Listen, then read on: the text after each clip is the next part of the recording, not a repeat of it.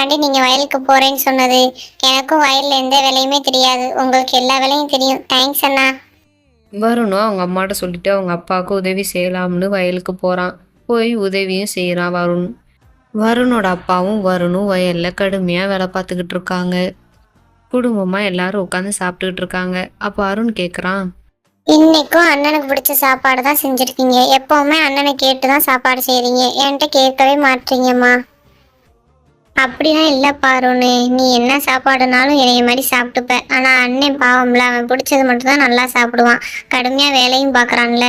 சாப்பிடையில மட்டும் நல்ல கேள்வியா கேட்ப. உனக்கு பிடிச்சது ஏன் செய்யல, அவனுக்கு பிடிச்சது ஏன் செஞ்சாங்கன்னு. ஆனா ஒரு உதவியும் பண்ண மாட்டேன். வெளியே போன அப்பா வீட்டுக்கு வரதை பார்த்து அருண் வேகமாக ஓடி வரான். எப்ப பாரு விளாண்டுக்கிட்டே இருடா, ஒரு உதவியும் செஞ்சிடாத. போ, வெளியே மாட்டு வண்டியில நெல் இருக்கு, அதை எடுத்து கீழே எடுத்து வை. வரேன். அப்பாவும் அருணை ரொம்ப கடுமையாக